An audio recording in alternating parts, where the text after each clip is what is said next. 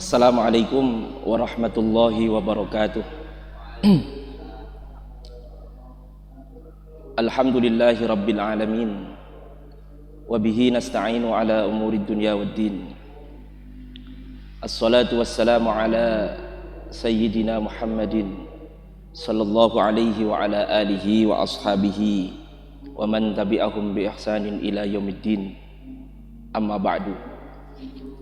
Yang terhormat Ketua Yayasan Nahdlatus Tsuban, beliau Bapak Kiai Haji Ahmad Farohi beserta jajaran kepengurusannya, kepada semua ketua lembaga yang berada di bawah naungan Yayasan Nahdlatus Tsuban yang saya hormati, Bapak Ibu Dewan Guru beserta karyawan-karyawati Yayasan Nahdlatus Tsuban yang saya hormati.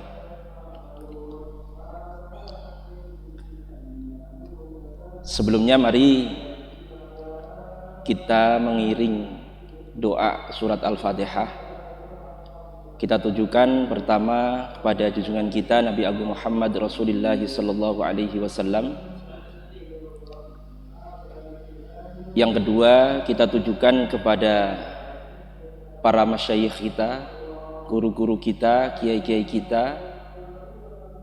Yang ketiga kita tujukan kepada para pendiri Yayasan Nahdlatus Tsuban dan terutama kepada muallif hadzal kitab At-Tibyan fi Ulumil Quran, yaitu Asy-Syaikh Muhammad Ali As-Sabuni.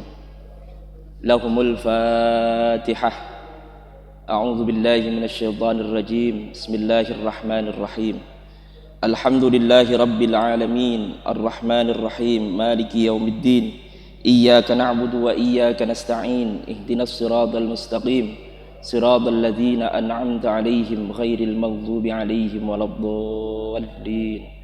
Rabbighfirli wa liwalidayya wa li jami'il muslimina amin.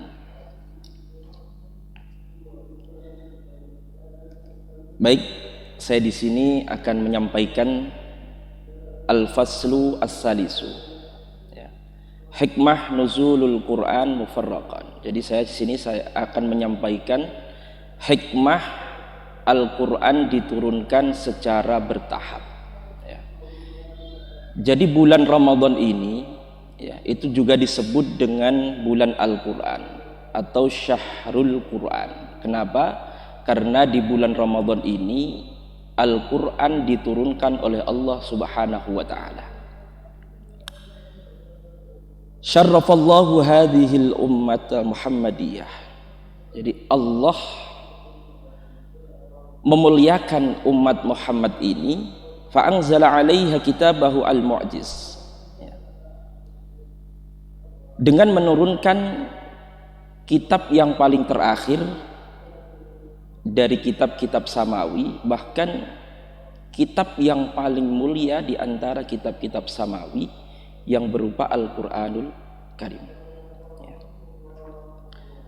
Nanti kita akan membahas, ya, mempelajari, ya, bagaimana Al-Quran ini diturunkan oleh Allah Subhanahu wa ta'ala.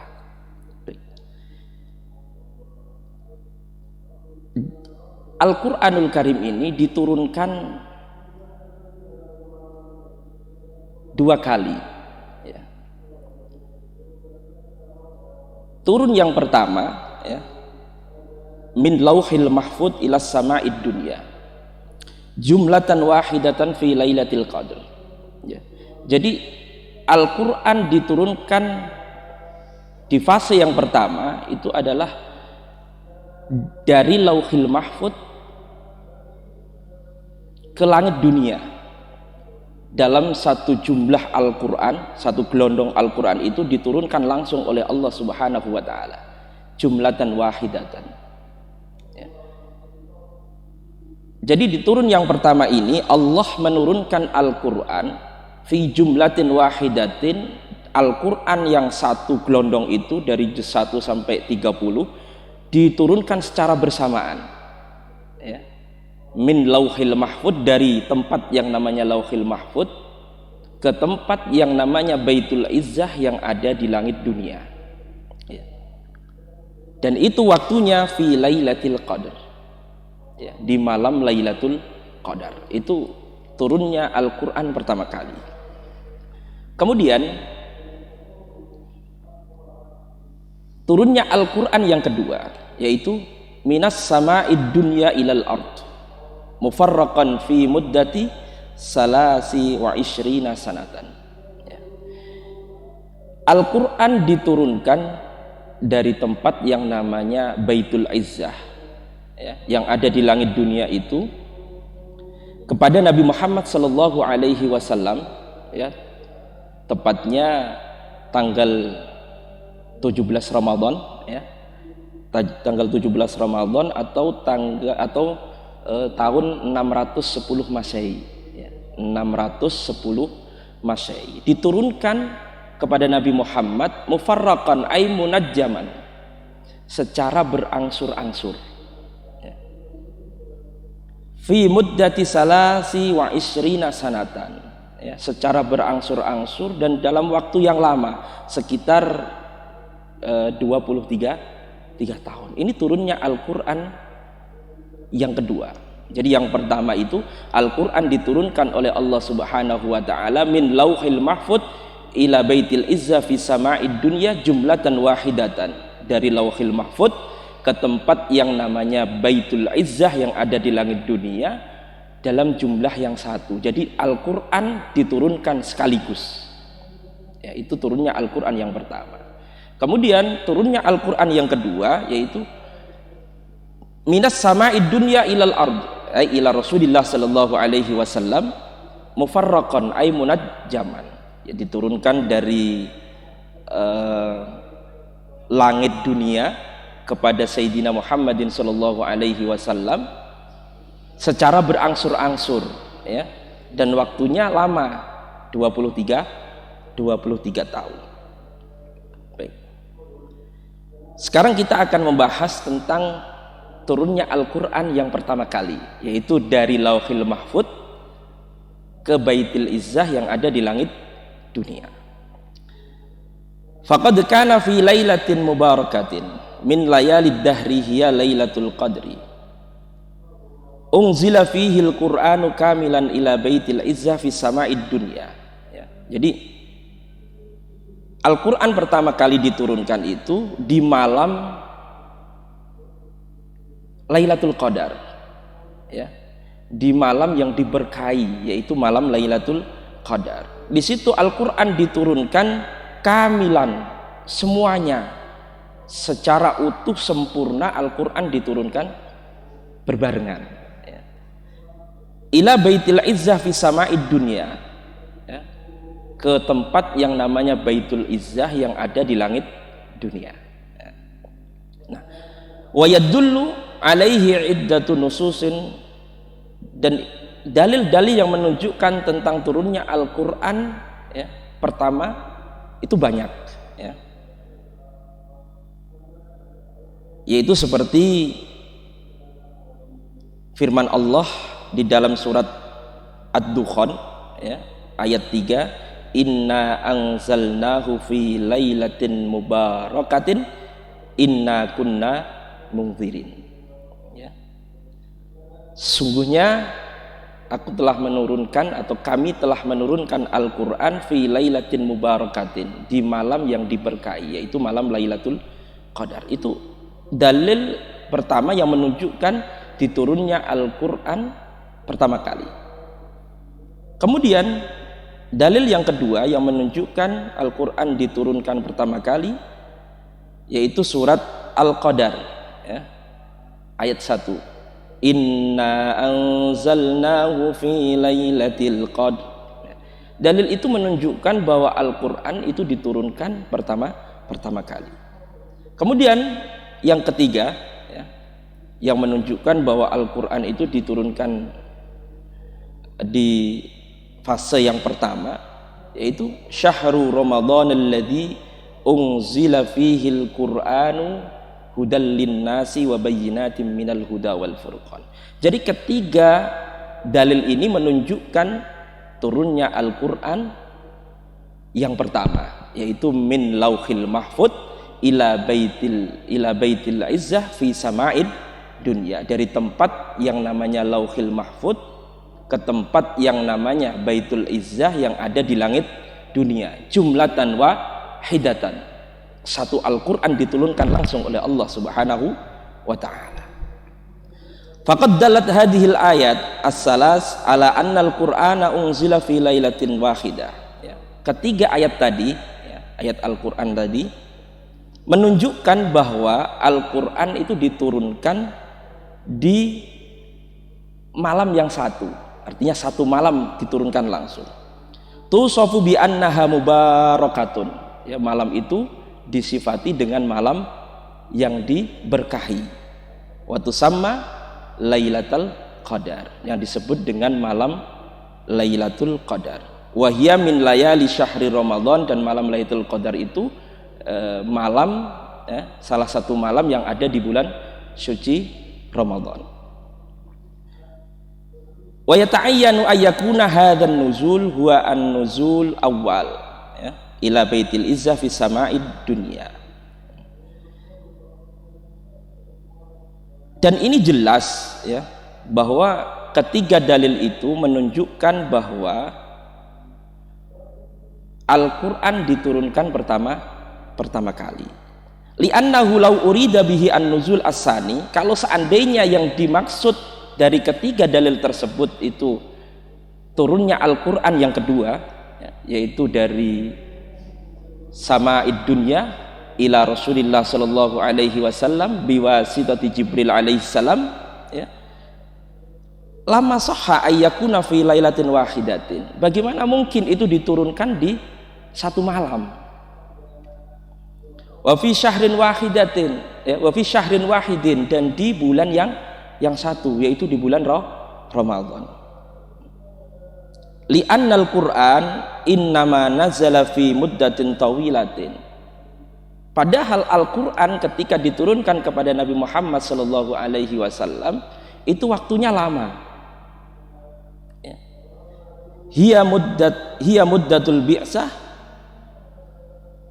salasi wa isrina sanatan. 23 tahun min hinil bi'sah ila hini wafati Rasulullah sallallahu alaihi wasallam. Mulai dari ketika Nabi Muhammad sallallahu alaihi wasallam diangkat oleh Allah menjadi nabi sampai Nabi Muhammad wafat, ya. Jadi ini waktunya lama, gitu. Fata'ayyanu ayyakuna al-murad bihi an-nuzulul awal. Jadi jelas bahwa yang dimaksud dengan ayat-ayat Al-Qur'an tadi, ya, ketiga ayat Al-Qur'an tadi itu menunjukkan bahwa dalil tentang Al-Qur'an diturunkan pertama kali. Wa qad ja'al akhbar as-sahihatu ayyatu dzalika, dan banyak, ya, hadis-hadis yang menguatkannya. Ya. Yang pertama, Ani bin Abbas radhiyallahu anhuma annahu qala, ya, diceritakan dari Ibnu Abbas, fusilal Qur'anu minadz-dzikri fawudhi'a fi baitil izzah minas sama'id dunya. Jadi Al-Qur'an diturunkan dari Lauhil Mahfud kemudian ditaruh di Baitil Izzah yang ada di langit dunia. Faja'ala Jibril yang zilu bihi 'ala Nabi sallallahu alaihi wasallam. Kemudian malaikat Jibril, ya, membawa Al-Qur'an atau menurunkan Al-Qur'an kepada Sayyidina Muhammad sallallahu alaihi wasallam. Itu hadis yang pertama yang menguatkan tentang Al-Qur'an diturunkan pertama kali. Kemudian hadis yang kedua masih diriwayatkan oleh sahabat Ibnu Abbas. Wa ani bin Abbas radhiyallahu anhuma annahu qala unzilal Qur'an jumlatan wahidatan ila sama'id dunya wa kana bimawaqi'in nujum. Jadi Al-Qur'an itu diturunkan satu gelondong Al-Qur'an, ya, ke langit dunia. Wa kana Allahu yanziluhu ala Rasulillah sallallahu alaihi wasallam ba'duhu fi isri ba'din. Kemudian Allah menurunkan Al-Qur'an kepada Nabi Muhammad sallallahu alaihi wasallam sedikit demi sedikit, ya, berangsur-angsur.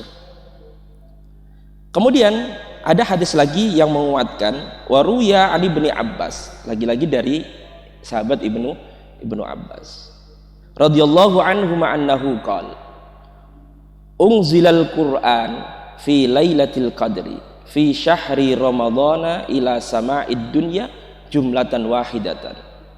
Jadi Al-Qur'an diturunkan di malam Lailatul Qadar, ya, di bulan Ramadan ke langit dunia jumlatan wahidatan. Satu gelondong Al-Qur'an diturunkan secara bersamaan. Summa unzila nujuman. Kemudian setelah itu Al-Qur'an diturunkan berangsur-angsur. Qauluhu nujuman ay ajza'an mutafarriqatan, yaitu sedikit demi sedikit.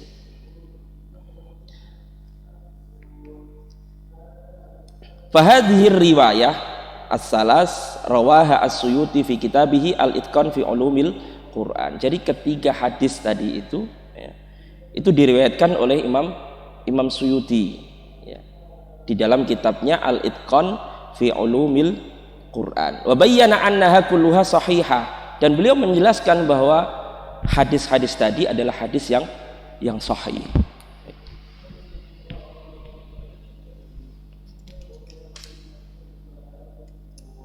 Kemudian setelah Al-Quran itu diturunkan di fase yang pertama, yaitu dengan satu gelondong Al-Quran, kemudian di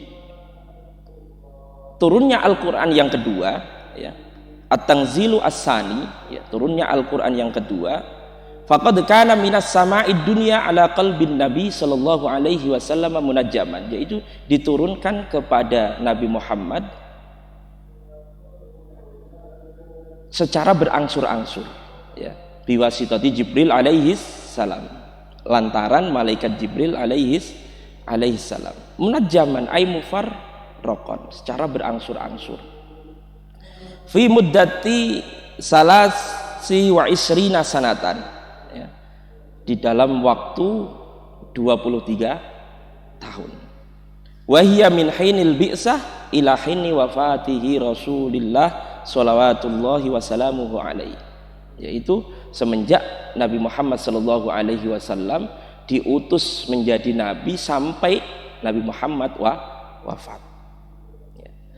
Wa dalilu ala hadzal nuzul annahu nazala munajjaman, ya, yang menunjukkan bahwa Al-Qur'an itu diturunkan secara angsur-angsur, yaitu qaulullahi ta'ala fi suratil Isra, yaitu firman Allah di dalam surat Al-Isra, ya. Wa Qur'anan faraqnahu litaqra'ahu 'alan nasi 'ala muhsin wa nazzalnahu tanzila. Wa Qur'anan faraqnahu litaqra'ahu 'alan nasi 'ala muhsin wa nazzalnahu tanzila. Wa Qur'anan faraqnahu, dan Al-Qur'an kami turunkan berangsur-angsur, litaqra'ahu 'alan nasi 'ala muqsin, agar engkau Muhammad membacakannya kepada manusia perlahan-lahan. Wa nazzalnahu tanzila, dan kami menurunkannya secara bertahap. Ini ayat Al-Qur'an yang menjadi dalil diturunkannya Al-Qur'an di tahap yang kedua. Kemudian wa qauluhu ta'ala fi suratil Furqan, ya, firman Allah di dalam surat Al-Furqan ayat 32. Wa qala alladziina kafaru laula nuzzila 'alaihil qur'anu jumlatan wahidatan kadzalik linusabbita bihi fu'adak warattalnahu tartila.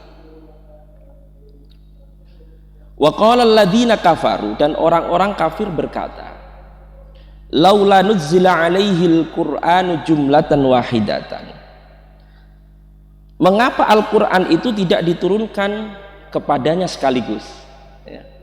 Jadi orang-orang kafir, ya, itu bertanya, kenapa Al-Quran itu tidak diturunkan kepada Nabi Muhammad SAW sekaligus. Ya. Kadzalik, demikianlah, linusabbita bihi fuadaka warattalnahu tartila, agar kami memperteguh hatimu Muhammad dengannya, dan kami membacakannya dengan tartil. Ruya annal yahuda wal musyrikina abu ala Nabi sallallahu alaihi wasallam nuzul al-Qur'ani mufarraqan. Jadi orang-orang Yahudi, orang-orang musyrik pada saat itu pada menghina Nabi, ya, pada menghina Nabi, pada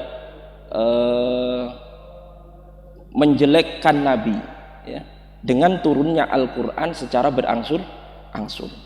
Wahtaraku alaihi ayang zila jumlatan wahidatan hatta qala al-yahudu lahu, ya. Jadi orang-orang Yahudi dan orang-orang musyrikin itu meminta di sini, wahtaraku itu meminta dengan mengejek, gitu ya, mengejek. Kenapa Al-Quran itu diturunkan secara berangsur-angsur? Kenapa tidak diturunkan satu kali, satu gelondong Al-Quran diturunkan bersamaan? Kemudian orang Yahudi berkata kepada Nabi Muhammad SAW, ya Abul Qasim, wahai Abul Qasim. Abul Qasim itu salah satu laqab Sayyidina Muhammad SAW. Ya Abul Qasim, laula unzila hadzal Qur'an jumlatan wahidatan kama unzilatit Tauratu ala Musa. Kalau saja Al-Quran ini diturunkan sekaligus, ya, seperti Taurat diturunkan sekaligus kepada Nabi Musa. Itu perkataan orang-orang Yahudi kepada Nabi Muhammad SAW. Fa'anzalallahu hatainil ayataini raddan alaihim. Kemudian turunlah ayat yang tadi, ya, sebagai tanggapan kepada orang-orang Yahudi, ya. Tadi kan di ayat tadi diterangkan wa qala alladziina kafaru laula nuzzila alaihil qur'anu jumlatan wahidatan, ya. Turunnya ayat itu untuk menjawab tadi ketika orang-orang Yahudi itu berbicara kepada Rasul, ya, kenapa Al-Quran itu tidak diturunkan satu kali, ya, satu gelondong Al-Quran sekaligus seperti ketika Taurat diturunkan kepada Nabi Musa. Wa hadzal rad, ya, dan tanggapan ini kama yaqulu Az-Zarqani, sebagaimana pendapatnya Imam Az-Zarqani, yadullu ala amraini, menunjukkan dua hal. Yang pertama, ahaduhuma annal Qur'ana nazala mufarraqan ala Nabi sallallahu alaihi wasallam, bahwa Al-Qur'an, sesungguhnya Al-Qur'an itu memang diturunkan secara berangsur-angsur kepada Nabi Muhammad sallallahu alaihi wasallam. Kemudian yang kedua, anna kitab as-samawiyah, ya, qablahu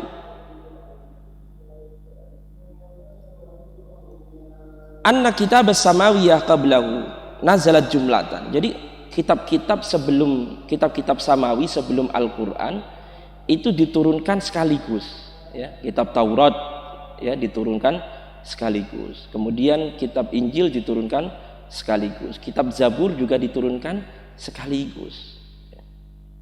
Tapi berbeda dengan Al-Qur'an. Kalau Al-Qur'an diturunkan kepada Nabi Muhammad SAW itu secara berangsur-angsur. Kama ishtahara dzalika baina jumhuril ulama hatta kada yakunu ijma'an. Jadi ayat tadi itu memang menunjukkan kalau kitab-kitab samawi sebelum Al-Qur'an itu diturunkan sekaligus, ya. Satu gelondong diturunkan sekaligus, dan ini masyhur, ya, di antara pembesar-pembesar ulama, bahkan mereka kada itu meh-meh, ya.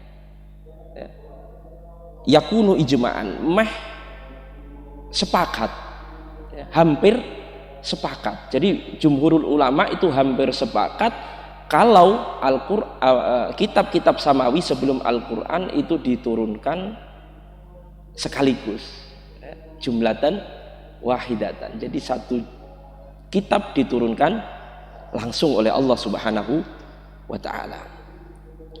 Wa wajhud dilala ana hadzainil amrayni anna Allah ta'ala lam yukadzibuhum fi madda min nuzulil kutubis samawiyah jumlatan, ya. Jadi di sini Allah tidak mengatakan bahwa orang-orang Yahudi, orang-orang musyrikin itu berbohong, tidak. Ya. Tidak. Ketika orang-orang Yahudi dan orang-orang musyrik itu mengatakan bahwa kitab-kitab yang terdahulu itu diturunkan sekali, itu Allah tidak mengatakan bahwa mereka itu berbohong, tidak. Bal ajabahum bibayyinatil hikmah fi nuzulil Qur'ani mufarraqan. Bahkan Allah itu menjawab mereka dengan memperlihatkan hikmah, ya, turunnya Al-Qur'an secara berangsur-angsur. Yaitu apa? Linusabbita bihi fuadak, yaitu apa? Untuk meneguhkan hati Rasulullah Muhammad sallallahu alaihi wasallam.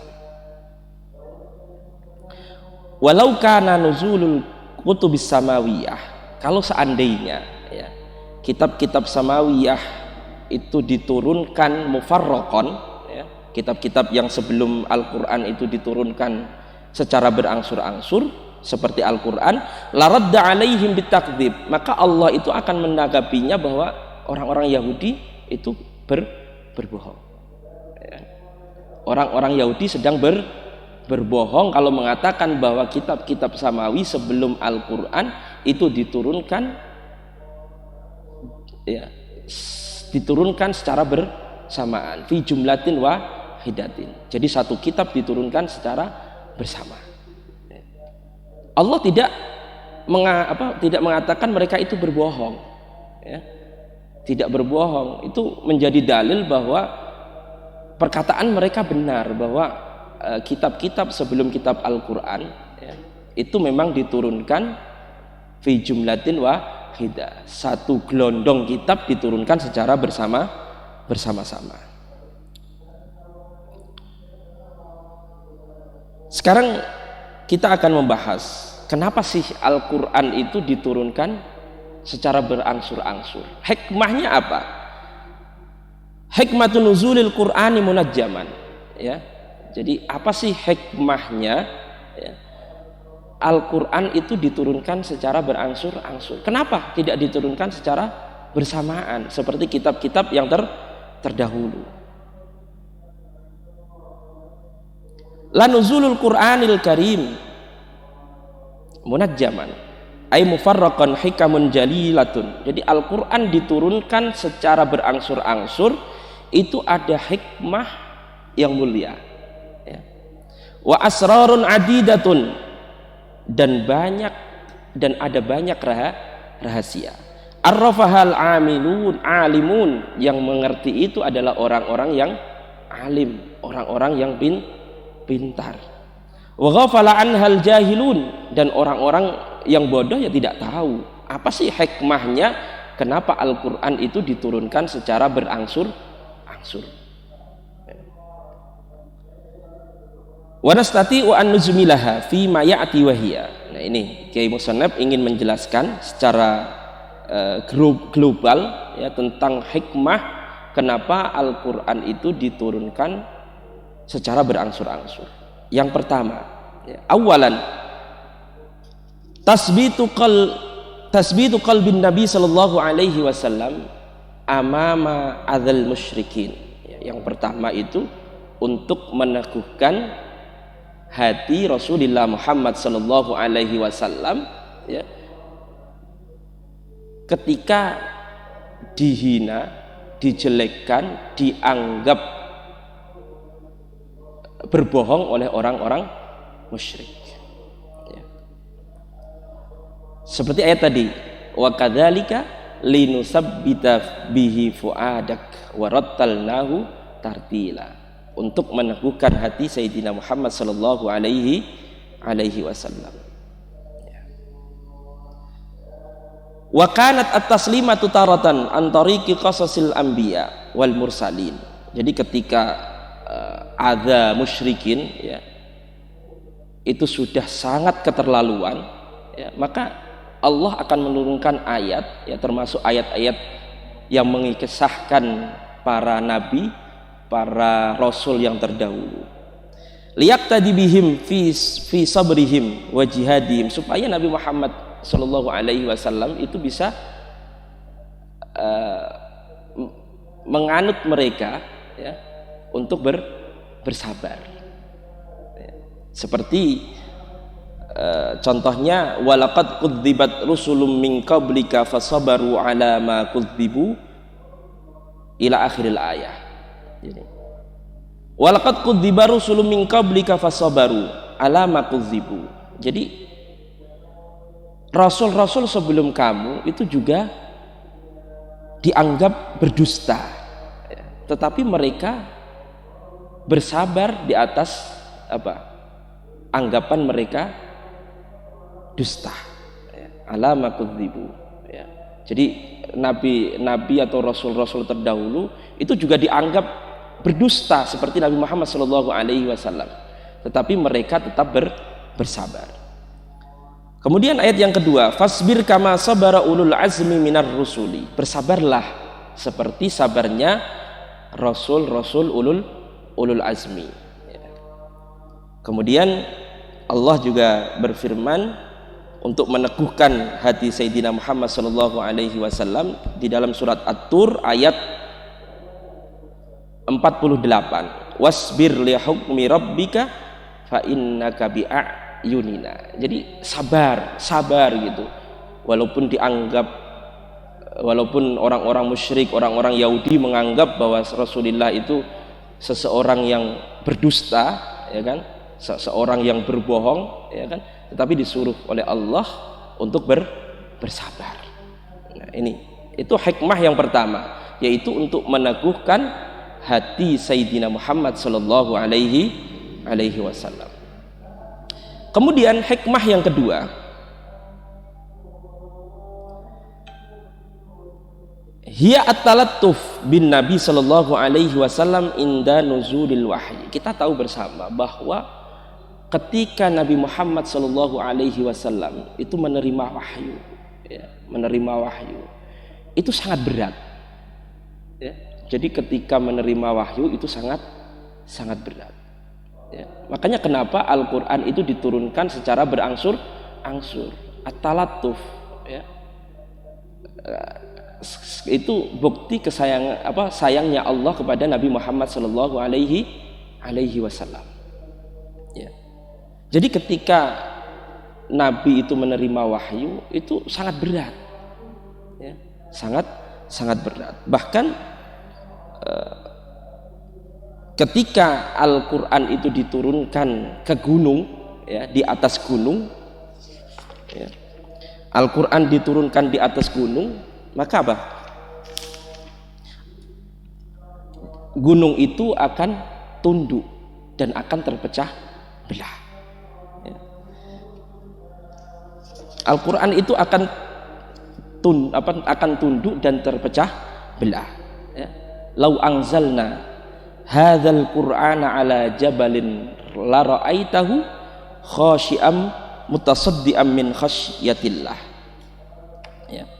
Sekiranya kami turunkan Al-Quran ini kepada sebuah gunung, ya, ini pasti kamu akan melihatnya, la ra'aitahu, pasti kamu akan melihatnya khasyi'am mutasaddian min khasyatillah, tertunduk, terpecah belah disebabkan takut kepada Allah. Bisa dibayangkan betapa beratnya ketika Nabi Muhammad menerima wahyu. Kalau saja Al-Quran itu diturunkan ke gunung, ya, gunung itu akan terpecah belah. Fa kaifa idza biqalbin nabi ar-raqiq, bagaimana ketika Al-Quran itu diturunkan di hati Nabi Muhammad sallallahu alaihi wasallam yang lembut. Di gunung saja gunung akan terpecah belah. Bagaimana kalau Al-Quran itu diturunkan kepada Nabi Muhammad Shallallahu Alaihi Wasallam. Makanya Al-Quran itu diturunkan secara berangsur-angsur, sedikit demi sedikit, ya, secara bertahap. Itu hikmah yang kedua. Kemudian hikmah yang ketiga, wa amma hikmatus as-salisah wa hiya at-tadrij fi tasri'il ahkam, ya, yaitu pelan-pelan dalam mensyariatkan hukum-hukum Allah, ya. Pelan-pelan dalam mensyariatkan hukum Allah, ya. Jadi untuk menerapkan hukum itu harus pelan-pelan, jangan sekaligus, ya. Jangan terlalu kasar ibaratnya. Seperti kita, seandainya kita punya teman, gitu ya. Kita punya teman kita nakal banget, gitu. Jangan kemudian kita langsung marahi dia. Kalau kita marah, teman kita akan pergi. Kalau sudah pergi jauh dari kita, maka kita tidak bisa menasihati mereka. Benar nggak? Kalau sudah lari dari kita susah untuk menasihati. Tetapi kalau kita dekati, ya, kita ajak untuk berbicara, ya, kita nasihati sedikit demi sedikit, maka teman kita lama kelamaan akan berubah. Ibaratnya kalau dia, ya, suka mengambil milik orang lain 100.000 seandainya, ya kan, kita nasihati sedikit demi sedikit, besok mengambilnya 10.000, ya kan, kita nasihati lagi ngambilnya jadi 1.000, kita nasihati lagi, ya, bisa jadi mereka akan berubah. Tetapi kalau kita marahi, ya mereka akan menjauh dari kita, ya. Kalau sudah menjauh berarti kita tidak bisa menasihatinya lagi, ya. Seperti kenapa Al-Quran itu diturunkan secara berangsur-angsur, agar, ya, pelan-pelan dalam mensyariatkan hukum Allah, ya. Contohnya ketika Allah Subhanahu wa Ta'ala ingin, ya, menghukumi khamr, bahwa khamr itu haram, itu memerlukan 4 tahap, ya, memerlukan empat tahap. Tahap yang pertama, Allah itu hanya mengabarkan, wa min samaratin nakhili wal a'nabi tattakhiduna minhu sakaran wa rizqan hasana. Allah hanya mengabarkan bahwa kurma, ya, dan anggur, ya, itu memabukkan, ya. Dan di situ juga ada rizki bagi manusia, ya. Rizqan hasan. Al-ayah faqad akhbara ta'ala annahu qad an'ama 'alan nasi bihataini syajarataini an-nakhil wal a'na, bahwa Allah itu mengabarkan, ya, Allah telah memberikan nikmat kepada manusia berupa 2 pohon, yaitu kurma dan anggur, yastakhrijuna minhuma as-sakara, ya. Dari keduanya itu akan menimbulkan yang namanya mabuk, ai al-khamra alladhi yaskuru warizqu al-hasana, ya, juga rizki yang bagus, alladhi yang tafi'u minhun nas mim ma'kulin wa masyrubin. Rizki karena apa? Bisa dimakan dan bisa diminum. Itu pertama kali, ya, ketika Allah ingin mengharamkan khamr, ya, yang pertama kali Allah hanya mengabarkan, ya, mengabarkan bahwa kurma dan anggur itu, ya, memabukkan, ya, rizki bagi manusia. Kemudian yang kedua, yas'alunaka 'anil khamri wal maisir, ya, ketika orang-orang itu bertanya kepada Nabi Muhammad SAW tentang khamr dan judi, ya, qul, ya, fihi ma ismun kabirun, berkatalah hai Muhammad bahwa keduanya itu ada dosa yang besar. wa manafi'un linnas, dan juga ada kemanfaatan bagi manusia. Akan tetapi wa ismuhuma akbaru min naf'ihima, ya. Dosanya itu lebih besar daripada kemanfaatannya, ya. Manfaatnya itu lebih kecil dibandingkan dengan dosanya lebih besar dan manfaatnya lebih kecil. Jadi tetap ada manfaatnya, juga ada dosanya. Ini baru mengabarkan saja Allah Subhanahu wa taala. Wal muradu bil manafi' huna, yang dimaksud dengan kemanfaatan di sini yaitu al manafi al madiyah, yaitu kemanfaatan yang bersifat materi. Allati kanu yastafidunaha min wara'i tijarah wal bai'i lil khamri haitsu yurabbihuna minha, yaitu dengan jalan jual beli, ya, mereka bisa mengambil keuntungan. Kama yurabbihuna min wara'il maisir, seperti halnya mereka mengambil keuntungan dari perjudian, ya. Jadi judi itu tetap ada manfaatnya dan ada dosanya, ada kerugian dan ada keuntungan, ya. Kalau yang dapat jelas untung, tetapi yang tidak dapat rugi. Ya. Waqad jama'al Qur'an bainal khamri wal maisir fil ayatil karimah wala syakka anna naf'a fil maisir al madi bahsun, ya, haitsu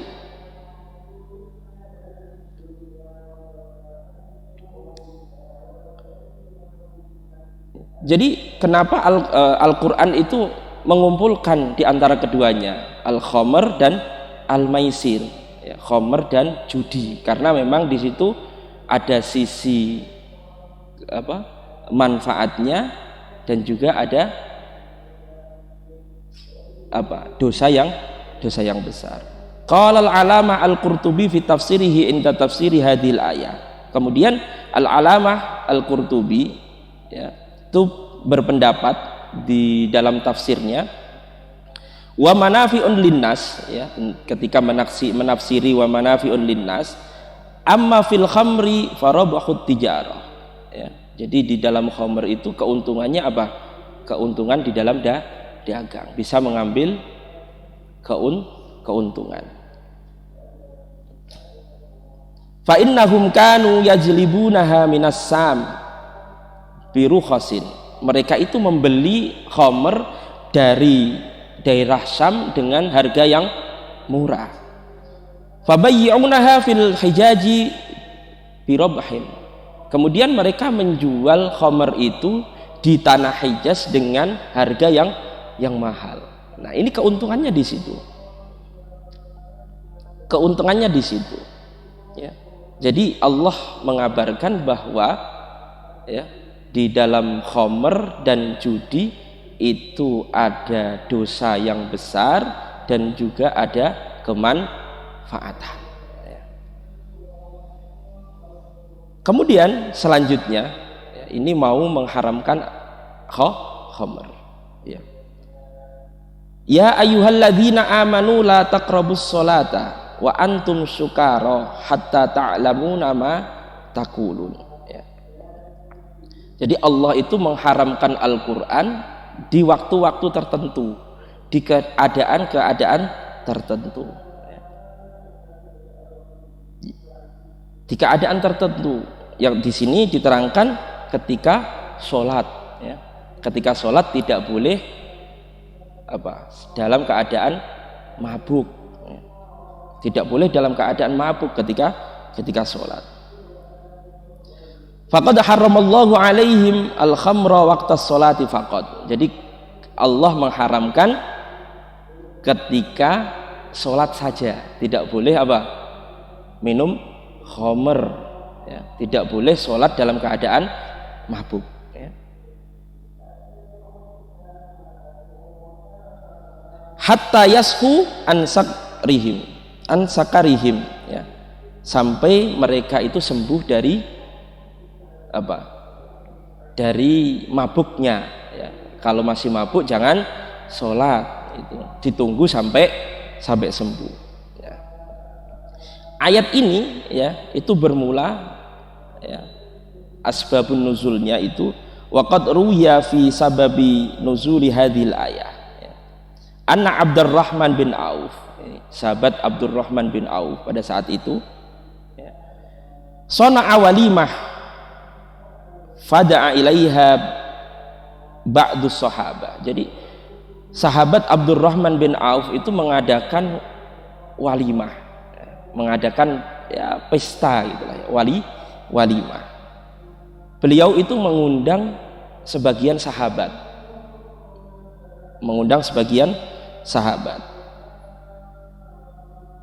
Qala Ali bin Abi Thalib, kemudian Sayyidina Ali bin Abi Thalib berkata, fada'ana wasaqana al-khamra. Kita itu diundang, kemudian disuguhi khamr.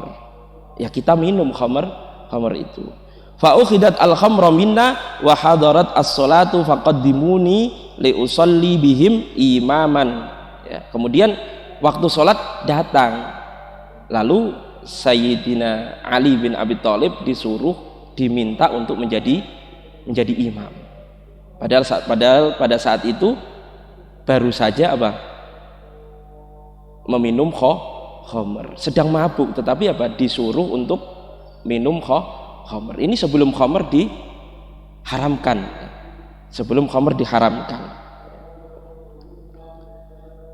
Kemudian Sayyidina Ali membaca surah ya, Qul ya ayyuhal kafirun.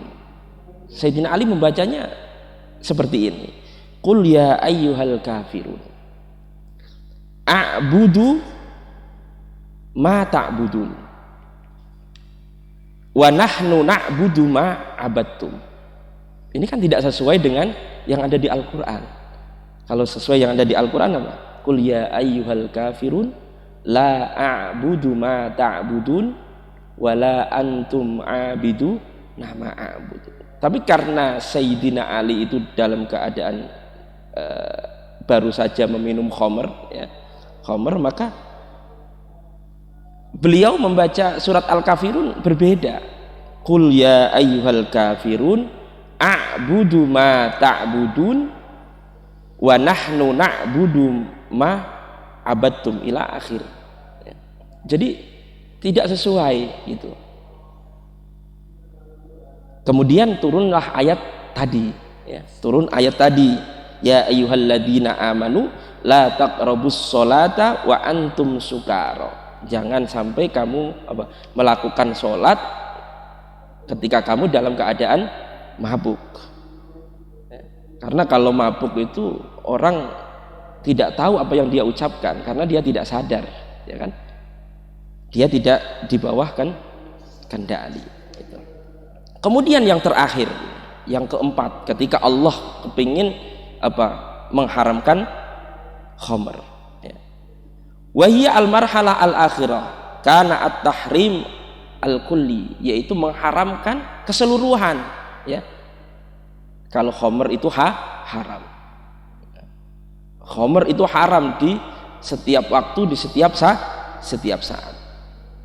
Ya, yaitu firman Allah, ya ayyuhalladzina amanu innamal khamru wal maisiru wal ansabu wal azlamu rijsum min amali syaitan fajtanibuhu la'allakum tuflihun.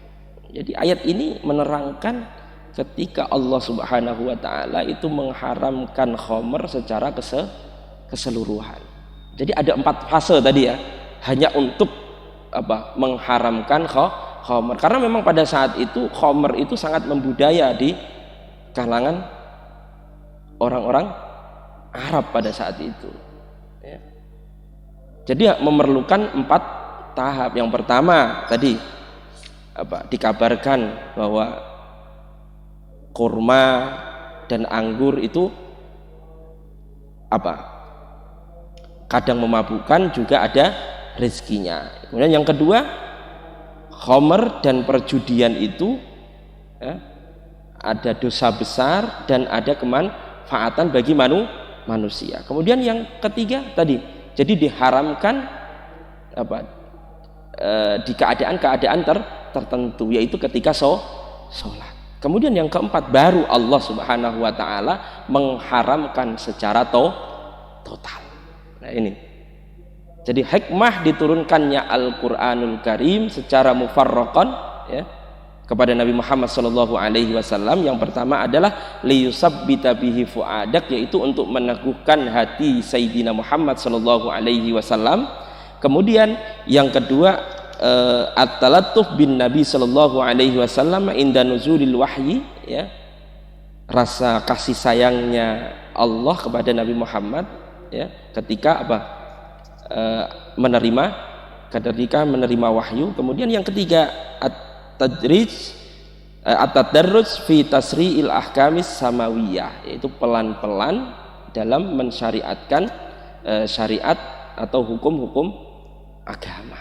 Nah, ini mungkin yang dapat saya sampaikan pada malam hari ini. Semoga membawa manfaat khususnya kepada diri saya pribadi dan umumnya kepada adik-adik semuanya. Amin Allahumma amin. Wallahul muwaffiq ila aqwamit thoriq. Assalamualaikum warahmatullahi wabarakatuh.